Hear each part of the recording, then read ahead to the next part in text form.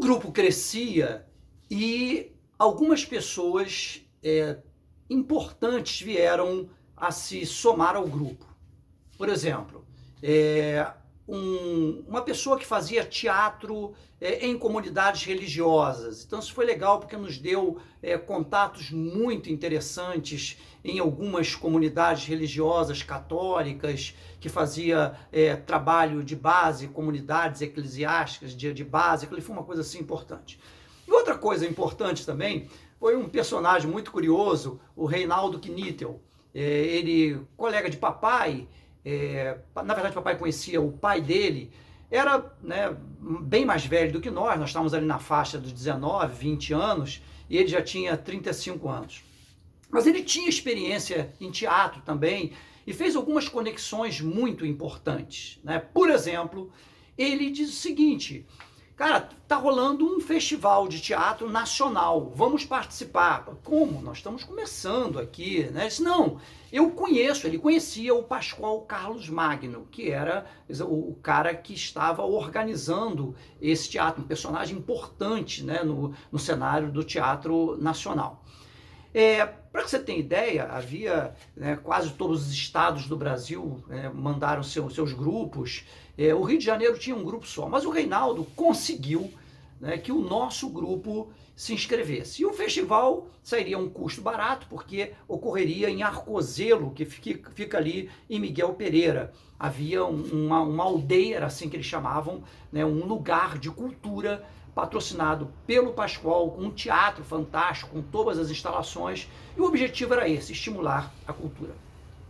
E ali nós ficamos uma semana, foi um momento assim muito lindo, né, conhecendo o teatro assim amador, tá? Mas de um alto nível. Me lembro de espetáculos um surrealista do sul do Brasil.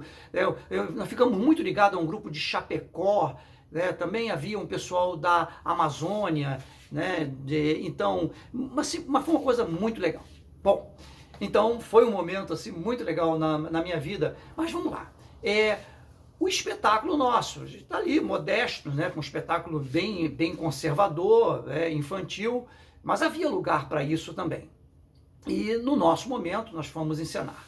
Aí aconteceu algo, né, que foi terrível e ao mesmo tempo interessante. Que é o seguinte, a peça tinha 2 atos, né, 2 partes, e só que não necessariamente você faria o intervalo, você podia emendar, tá? E no teatro você tem as deixas, a fala, às vezes uma frase, um gesto, para que o outro entre, tá? E havia uma deixa que remetia ao segundo ato, ou seja, há um momento em que você estaria no apogeu para o final já da peça. E eu acabei dando a deixa errada e levando aqui o elenco, né, começasse o segundo ato mal começando o primeiro. Então a peça destrambelhou toda. Quando eu olho para a coxia pedindo socorro ali, porque o Reinaldo, que era o diretor, ele assumiu a direção, né? A cena que eu vejo é Reinaldo encostado na parede, né? Escorregando, e simplesmente caindo com as mãos na cabeça. E a cena estava eu no centro da cena, eu era um duende, né? Elinho, que era o menino que estava ali na Ilha Perdida, né? E Popó num canto, disfarçando, outros personagens também. Eu chego para o Elinho e digo, Elinho, fiz merda. Ele, aquele negócio assim, mas assim, né? Tudo ali acontecendo em segundos. Temos que reconstruir o texto, tá? Você vem comigo? Ele disse, vamos embora, né? E aí, cara, a partir dali foi um festival de criatividade, né, tremendo, que descambou para o pastelão. O Elinho era um figuraço, né? O que ele fazia em cena chamava atenção. E ali nós fomos contando piadas certamente já batidas, né? Brincando, recuperando o texto e tal. No final das contas, nós apontamos, né, para uma narrativa coerente e aí conseguimos completar a peça. Olha, O resultado, porque quem era o público? Era um público de teatro, plateia cheia, né? O pessoal aplaudiu e tal. Eu falei, como aplaudiu? E eu já tinha visto situações de silêncio constrangedores e tal. O pessoal gostou, né? O próprio Reinaldo veio, abraçou e tal, tá aquela coisa toda assim. Bom, mas aí teve uma coisa muito, muito legal, que era o seguinte, os grupos que se apresentavam tinham um encontro com a Orlanda, né, que era irmão do Pascoal Carlos Magno. Para que você tenha ideia, aqui no campo de São Bento, aquela estrutura que tem ali de arte é chamado Pascoal Carlos Magno. Tá? No Rio, em Santa Teresa, tem coisas importantes, então foi uma figura muito importante. Aí o Pascoal, já bem velhinho, né, chamou a gente, fez comentários sobre a peça, dizendo que estava feliz por ver ali recuperado a autenticidade do teatro pastelão, né, autêntico, aquela coisa toda, aquela brincadeira ali. Ele diz assim que às vezes se faz muitos experimentos, mas aquilo tira um pouco a essência. Então ele fez lá a análise dele, ele era um cara bem conservador, muito importante em arte. Ao final, todos saem, né, e ele pede para que eu e Elinho permanecemos. Né?